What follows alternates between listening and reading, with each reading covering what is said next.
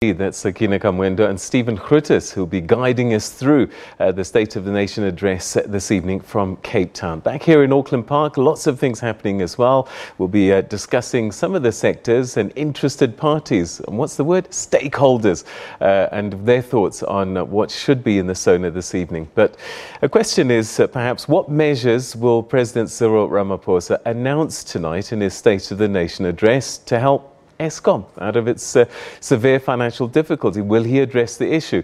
This is the 419 billion rand question on the minds of policymakers, mining companies, workers and unions. Now, the largest power utility in Africa is also the largest of South Africa's state-owned enterprises. Debt-laden, corruption-hindered, infrastructure drained, a basket of problems, you might say, with little solutions in sight, it seems. Well, the CEO, Pagamani Khadebe, told delegates at the Mining Indaba this week that the utility is currently borrowing money to service its debt. Now, tariff increases, at least 3 times the inflation rate, are the plea of its leadership. The National Energy Regulator, NERSA, is also hearing calls for why over 15% price hikes should not be granted. NERSA is expected to announce its decision on Friday, the 15th of March.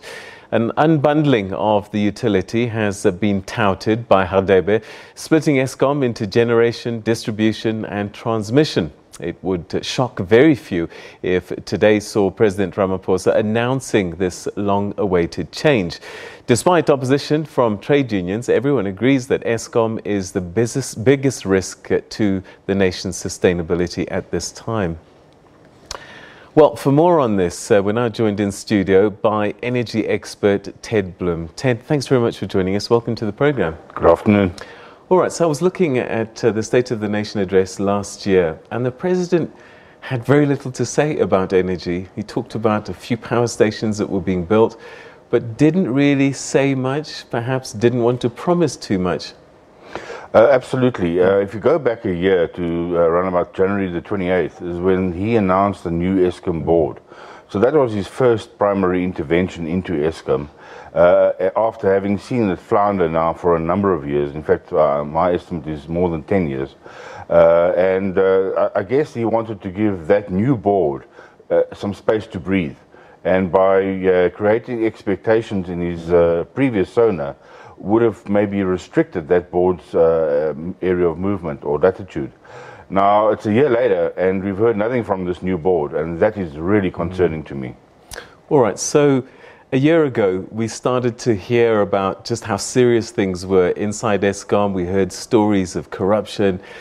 A year later, things should have been started to get sorted out. Is Eskom better off today than it was a year ago? No, I think financially and operationally, it's really in the deep, dark blue. And if I may just correct you, yeah. I've been crying about the corruption at Eskom since 2008 to 2009, and that's on record. I went to NERSA and I complained to them. Unfortunately, at that stage, as an early complainer, I wasn't fully aware of the NERSA processes and procedures. So whilst they heard the noise, they couldn't actually act on it. Today, it's a very different situation. And you will recall that at the last NERSA hearings, which was the 20-day roadshow, which finished on Monday, I've actually called that Eskom's application is defective. And I'm very adamant that I'm quite on solid ground as far as that's concerned. And if that is indeed true, it might even spell even sadder days for the organization in terms of its financial sustainability. All right, we'll talk a little bit about its sustainability just now. But what we do know is that if Eskom collapses, that could be the collapse of the South African economy. The President this week says Eskom is too big to fail. So the question is it just a capitalization problem, or are there bigger problems that need to be dealt with? And what are they? Okay, so I agree with you. 90% of the economic activity in this country is driven by Eskom, one way or the other. So in a sense, it is too big to fail, but it's also too big not to fix up. And that's what we want as the public, we want from this government, is that they must roll up their sleeves, get their hands dirty, and fix this place up that, by and large, they bear the responsibility for. Now, in terms of what is wrong with Eskom, they've got a massive problem on their coal procurement side, and all that Eskom really does, it turns coal into electricity. It's a very simple thing. It's been going on for more than 100 years. That's the first problem. The second problem is that they need to sort out the operational status of their plant. They were complaining about the old plant. You'll remember that very clearly, and that the old plant was not was letting them down. Well, new statistics have come to light in the latest round of applications, and I'm sitting on documentation which proves that Medupi, which is a brand new power station, can't get past 59% availability. Now that is shocking. If you buy a new car, you expect to be able to go at full speed. Medupi can't do that. And even worse news, Kusile, which is even newer than Medupi, can't get past 17.2%. Whoever signed off for that power station and paid the money over needs to be locked up. So, again, it's almost like we know what's wrong, but how do we fix it? Well, in terms of the financial remedies, I've clearly showed Eskom at the hearings that they're overpaying for coal by a factor of 40 billion rand a year. If they sort that out, that could go towards the amortization of their debt very quickly. On top of that, the 35,000 surplus headcount that they've got is costing them roughly 30 billion rand a year. If you add those two amounts together, Eskom hasn't got a financial problem, it's got a management problem. So 35,000 people overstaffed, that's your estimate? Well, that's the World Bank's estimate, and I concur with that. But it's just not palatable for a government to allow 35,000 to become unemployed. Well, if they don't sort that out, and together with the price hikes that Eskom's applied for, we're looking at 3 million people being affected by unemployment. That's what will happen if these prices get approved. So we sacrifice 35,000 for the 3 million. That's what you've got to decide. That's the question. Do you sacrifice 35? We have anyway been overpaid and underworked, versus 3 million hardworking people who are going to bite the dust because they're going to lose their jobs and businesses if the tariff hikes go through. So you said that their application to NERSA is flawed. What is the problem with it? Well, it's flawed in a number of ways, but let's just stick on to the two major ways.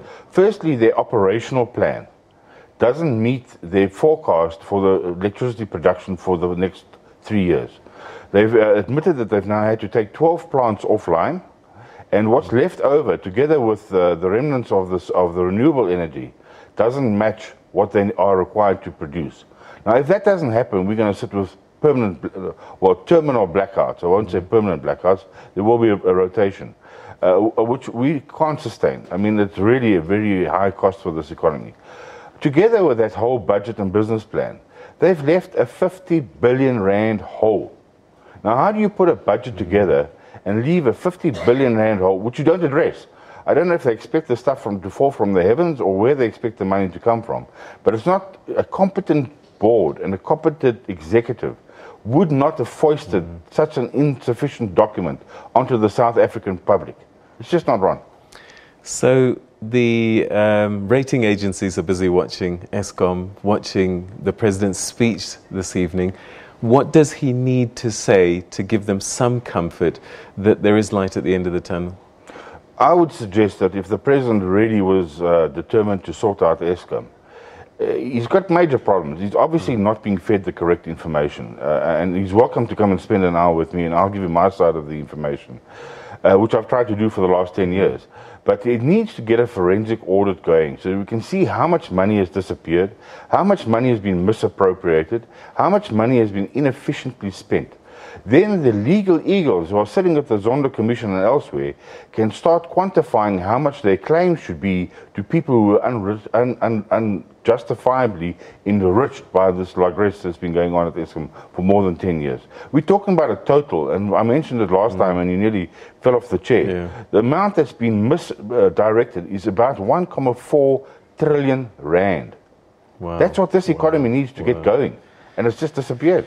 So when we look at things like the state capture inquiry and we hear about Bosasa, it's not unreasonable to think that significant malfeasance of proportions bigger than Bosasa have been happening at Eskom. So Bosasa, mainly their main focus was the Department of Correctional Services, if I have it correctly. Bosasa is a very small entity. As I said, I'm on record, as I said at the NERSA hearings, that if Mr. Ramaphosa conducts a forensic investigation into Eskom, it will make Bosasa look like a Sunday picnic. All right, so a lot that needs to be said tonight, but the difficulty is being able to do it in time. So it's a race against time for the President now. Well, I'm on record. I've said that under its current dispensation, Eskom will not survive the end of March, and that's when its next credit calls come through. All right. Okay. I think we're going to carry on chatting, but what we're going to do is go back to Cape Town. Stephen is standing by as we count down the clock towards that State of the Nation address later this evening. Stephen?